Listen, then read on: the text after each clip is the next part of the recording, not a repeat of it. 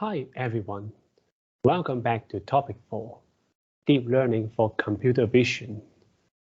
In the previous session, we gave an introduction on convolutional neural networks, the key components, and different modern convolutional neural networks architectures. In this session, we'll be discussing some practical skills to improve deep learning models. We'll basically talk about how to improve model performance from data level and model level.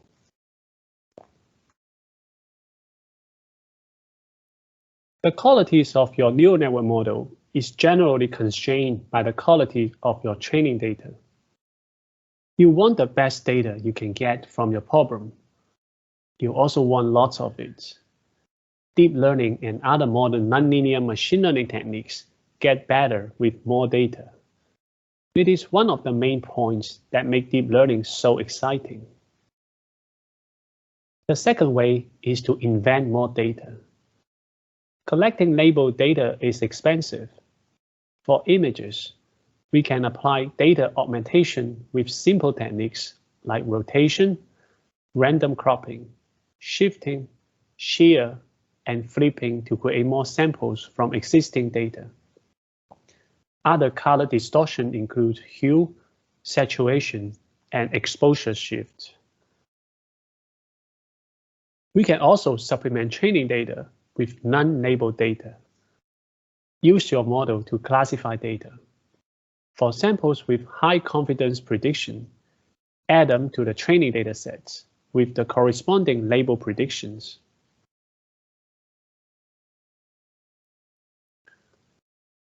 To increase the capacities, we add layers and nodes to a deep network. Deeper layers produce more complex models. We also reduce filter sizes. Smaller filters, such as 3x3 or 5x5, usually perform better than larger layers. The tuning process is more empirical than theoretical. We add layers and nodes gradually with the intention to overfit the model, since we can tune it down with regularizations. We repeat the iteration until the accuracy improvement is diminishing and no longer justify the drop in the training and computation performance. However, GPU do not page out memory. As of early 2018, the high-end NVIDIA GeForce 1080 has 11 GB memories. The maximum number of hidden nodes between two affine layers is restricted by the memory size. For very deep neural networks, the gradient diminishing problem is serious. We add skip connection design, like the residual connection in ResNet, to mitigate this gradient vanishing problem.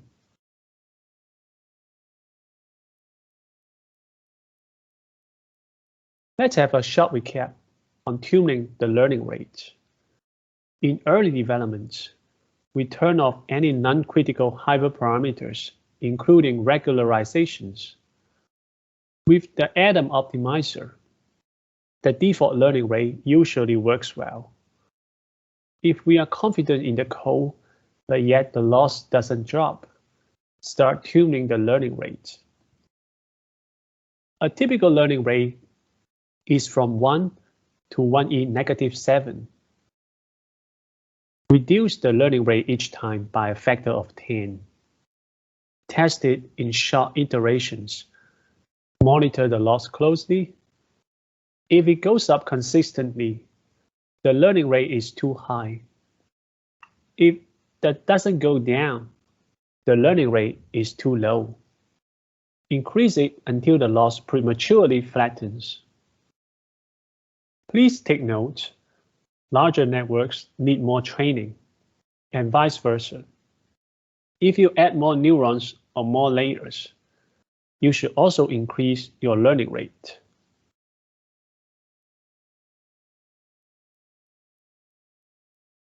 The next hyperparameter to tune is called batch size. The batch size defines the gradient and how often to update weights. An epoch is the entire training data exposed to the network, batch by batch. A typical batch size is either 8, 16, 32, or 64. If the batch size is too small, the gradient descent will not be smooth. The model is too slow to learn, and the loss may oscillate. If the batch size is too high, the time to complete one training iteration will be long with relatively small returns. For our project, we should drop the batch size lower when each training iteration takes too long. We should monitor the overall learning speed and the loss closely. If it oscillates too much, we know we are going too far. Batch size impacts hyperparameters like regularization factors. Once we determine the batch size, we usually log the value.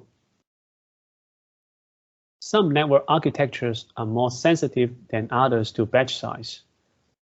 Multi-layer perceptron are often robust to batch size, whereas convolutional neural network is quite sensitive.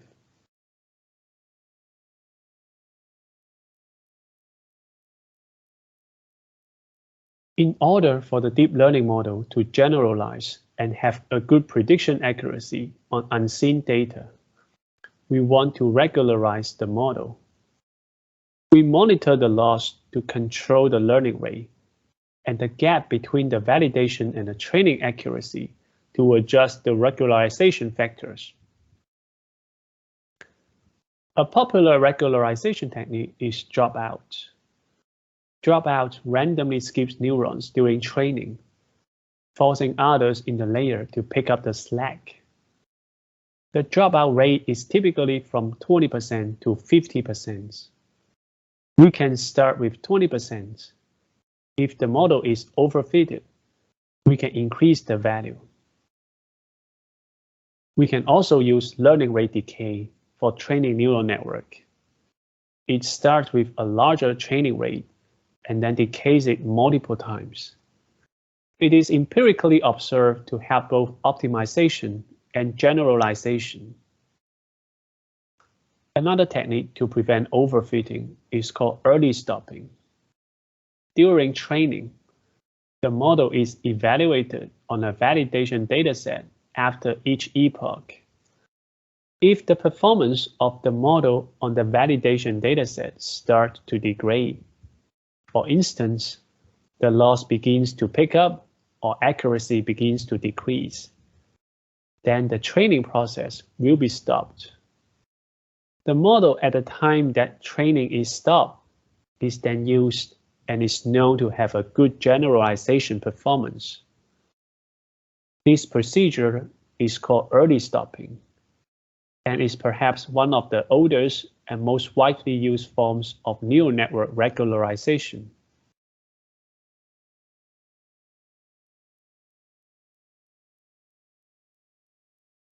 Some hyperparameters are strongly correlated. We should tune them together with a mesh of possible combinations on a logarithmic scale.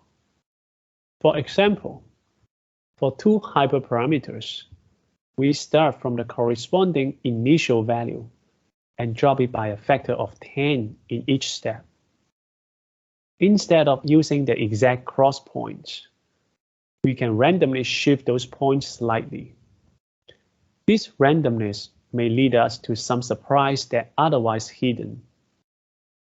If the optimal point lays in the border of the grid, we retest it further in the border region.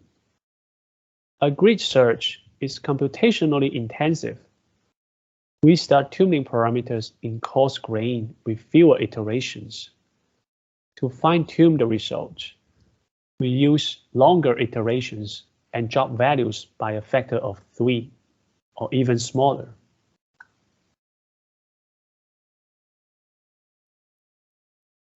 In machine learning, we can take votes from a number of decision trees to make predictions. It works because mistakes are often localized. There is a smaller chance for two models making the same mistakes. In deep learning, we start training with random guesses, and the optimized models are not unique. We pick the best models after many runs using the validation datasets. We take votes from those models to make final predictions. This method requires running multiple sessions and can be prohibitively expensive. Alternatively, we run the training ones and checkpoints multiple models. We pick the best models from the checkpoints. With ensemble models, the predictions can be based on 1 vote per model or the weighted votes based on the confidence level of its predictions. Model ensembles are very effective in pushing the accuracy up a few percentage points in some problems, and they are very common in some deep learning competitions.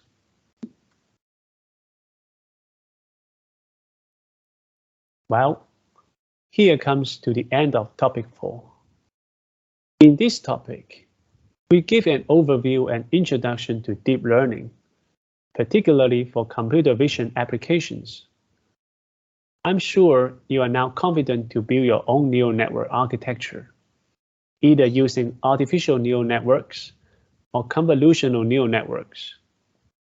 And you are also equipped with the practical skills on how to improve deep learning models.